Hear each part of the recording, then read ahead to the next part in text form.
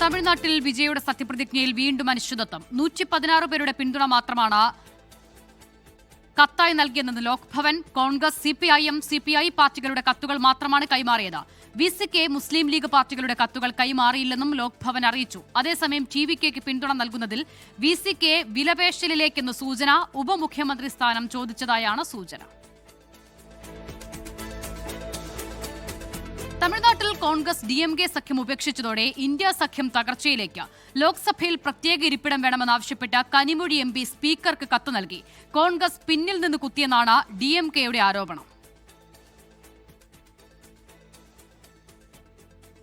തമിഴ്നാട്ടിൽ അധികാരം നഷ്ടപ്പെട്ടപ്പോൾ കോൺഗ്രസ് പുറകിൽ നിന്ന് കുത്തിയെന്നാണ് DMK നേതാക്കളുടെ വിമർശനം. മറ്റ് സംസ്ഥാനങ്ങളിൽ BJP വച്ചു പുലർത്തുന്ന സമീപനം തമിഴ്നാട്ടിൽ കോൺഗ്രസ് സ്വീകരിച്ചു എന്ന കടുത്ത അതൃപ്തി DMKയുടെ MP മാർക്കുണ്ട്. ഇനി പാർലമെന്റ് സമ്മേളനം ചേരുമ്പോൾ ഇന്ത്യ സഖ്യത്തിനൊപ്പമല്ലാതെ പ്രത്യേക ഇരിപ്പിടം ഒരുക്കണമെന്നാണ് കനിമൊഴി ലോക്സഭാ സ്പീക്കർക്ക് നൽകിയ കത്തിൽ സൂചിപ്പിച്ചിരിക്കുന്നത്. ലോക്സഭയിൽ DMKയ്ക്ക് 22 MP മാരുണ്ട്, രാജ്യസഭയിൽ 8. പ്രധാനപ്പെട്ട ബില്ലുകളിലും ചർച്ചകളിലും DMK സ്വീകരിക്കുന്ന നിലപാട് എന്താകുമെന്നും പ്രതിപക്ഷ ഐക്യത്തെ ഏതു തരത്തിൽ ബാധിക്കുമെന്നും ആകാംക്ഷയുണ്ട്.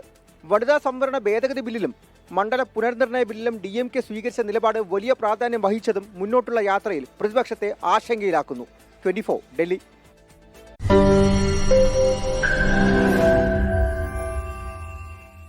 ലോകത്തെവിടെയായാലും ഏത് സമയത്തും 24 വാർത്തകളും ഓഗ്മെന്റഡ് റിയാലിറ്റി പാക്കേജുകളും എക്സ്പ്ലെയിനറുകളും വിശദമായി കാണാൻ ഞങ്ങളുടെ YouTube ചാനൽ നിങ്ങൾക്ക് സബ്സ്ക്രൈബ് ചെയ്യാം.